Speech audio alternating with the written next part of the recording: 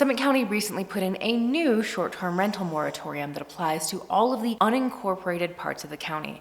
That means that all the rules that I spelled out in the video that I'll link above don't apply for the next 9 months. For the next 9 months until March 23rd of 2023, if you live in the unincorporated part of the county or buy a property in the unincorporated part of the county, you won't be able to get a new short-term rental license. Now, in my previous short-term rental videos, I haven't really voiced my opinion on these moratoriums and the new rules, but this one I actually feel pretty strongly about, and I would say I'm not alone in that.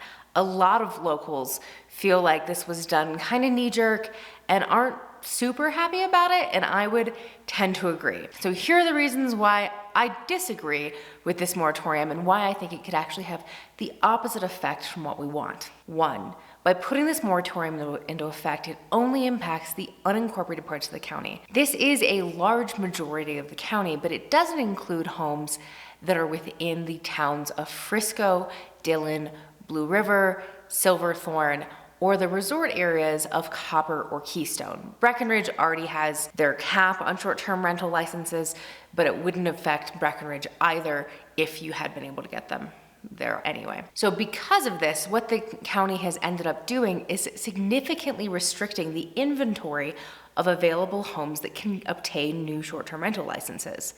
And what happens when we restrict inventory? When we restrict inventory and demand stays the same, prices go up. And part of the reason that the county put this moratorium in place is because they were worried about preserving local housing. They thought that their new rules that they put in place in January of this year, of 2022, were going to deter people from getting new licenses, and that wasn't the case. They saw just as many, if not more, licenses applied for, and that made them panicky, and that's kind of why we see that they rush to put this moratorium in place. But what I think we might see happen is that because we have a lower amount of homes that can qualify for those short-term rental licenses, that the homes in those towns where you can still get a license are going to go up in price, which kind of defeats the purpose of trying to save housing for locals. The other thing is they put it in place overnight. Like the day they passed it is the day it went into effect. And I know locals who were thinking about getting licenses just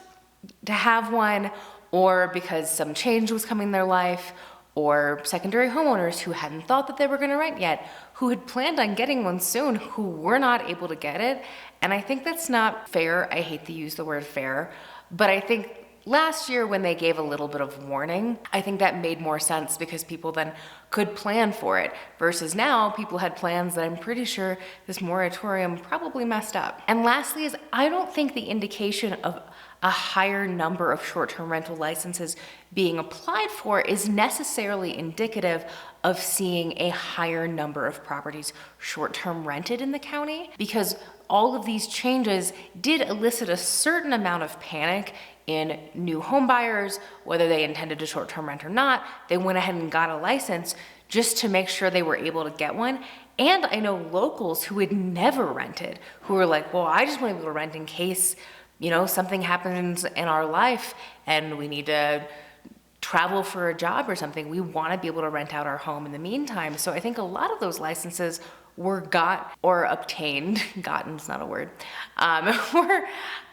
were obtained just preventatively. And I think a better indication of how much more short-term rentals are actually happening would be if we look at the listings themselves and the nights rented. I agreed with the types of licenses that were put in place. I think that the type 2 license and neighborhood zones made sense. My understanding was the intention was to have people not bother their neighbors, so limit the number of nights that you can rent, limit the occupancy, so that we preserve the character of the neighborhoods that those of us who are locals live in, but not necessarily removing people's rights to use their property the way they want to. So again, this time I'm not super happy about the moratorium, but if you are still interested in buying in Summit County, I will tell you that these areas in purple are the areas where you can still get a license, and we can set you up a search specific to those areas if it is important to you to be able to short-term rent the property that you buy. If you're looking to sell,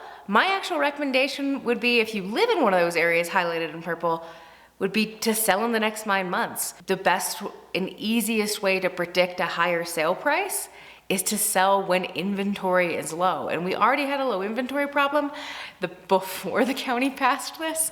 But if you live in one of the areas where you still can get a short-term rental license, you're a hot commodity right now, so it might be worth selling between now and March of 2023. So either way, I'm happy to help. Please give me a call. But you can find me on Instagram, or if you just Google my name, honestly, you can find my contact information. And as always, it's in the description below.